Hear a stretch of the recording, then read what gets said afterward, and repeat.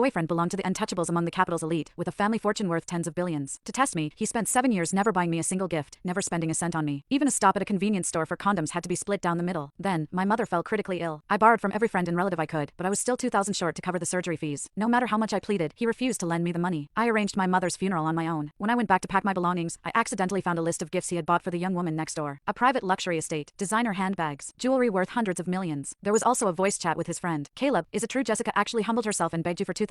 Caleb Brooks let out a low, amused laugh, his tone lazy and indifferent. Nevaeh wasn't wrong. Anyone who goes around begging over 2,000, what else is she if not a gold digger? We've only been together 7 years and she's already trying to get money out of me, so that was the truth. 7 years of so-called testing, it seemed, had been sparked by nothing more than a few manipulative words from a young woman next door. However, it no longer mattered. The moment my mother passed away, I had already decided to leave him. I had just tucked the gift list away when the front door burst open. Caleb Brooks stumbled in, a little tipsy, and plopped down next to me. You were gone for a few days. I bet you thought you wouldn't come back. However, you missed me too much, didn't you? You just had to come back. He almost said out loud that I returned just to con him out of his money. Maybe he's always seen me as just a girl after his cash. Without even glancing at him, I scooted away, avoiding the arm he tried to drape over me. He looked at his hand, then at me, confused. He figured I was just upset about the $2,000. I'm a little thirsty from all the drinking. Go fetch me some lemon soda, he said. He was always like that, bossy and dismissive. However, when he first pursued me 7 years ago, he pretended to be poor. He had me completely fooled. Jess, I've got nothing, and I can't promise you a future. However, we can work hard and make a good life together. I believed his honest face back then and agreed. I needed money, but I could get by on my own hard work. I was touched by his promise to work hard together. However, the longer we were together, the more I realized that he was not like everyone else. He would turn his nose up at anything cheap. He would make me do things that he could easily do himself. It all clicked when I saw him step out of a fancy car and into a swanky club, treated like a star. That's when I knew our relationship was built on lies. He was always afraid that I was just after his money. Caleb spoke up again, snapping me back to the present. If you need money in the future, just ask me. Don't use your mom's sickness as an excuse. You're not scared of getting what's coming to you, huh? His words seemed so silly to me now. I looked up at him with an icy stare. Would you actually give me the money if I asked? He paused, looking unsure for a moment. However, then, as if proving a point, he gave me a mocking glance. Nevaeh was right. You're only with me for my cash. He said that and sent me a transfer of $1.88 on his phone. The note with the transfer contained 2 words, gold digger. I had been with him for 7 whole years and had not spent a dime of his money. I even gave him gifts on holidays and anniversaries. He took them like he was entitled to them, but he never got me anything in return. He would mockingly ask if I thought it was a man's duty to buy gifts for his girlfriend. That's how he looked at me, like a gold digger. After all, he was an heir with billions to his name. I thought about the gifts he had bought for Nevaeh Smith. I thought about my mom, who had suffered so much from her illness and died in pain because we could not afford her treatment. I could not stand to be near him a second longer. I got up to leave, but then there was noise at the door. Nevaeh came in, taking off her coat to reveal a sexy outfit underneath. However, when she saw me, she was startled and quickly put her coat back on. Jess, why are you here? I turned to Caleb. If I'm not mistaken, this is our place, isn't it? Do you give out the password to just anyone and allow them to waltz in whenever they want? Nevaeh looked like I had accused her of the worst crime in the world. She dashed over and plopped down next to Caleb, taking hold of his arm. Caleb, I'm not just some stranger to you, right? I only forgot my house key and needed a place to crash for the night. And think about it, if you didn't agree to split the rent, Jess would be stuck paying it all by herself. Really, Jess is the one who's getting a good deal here.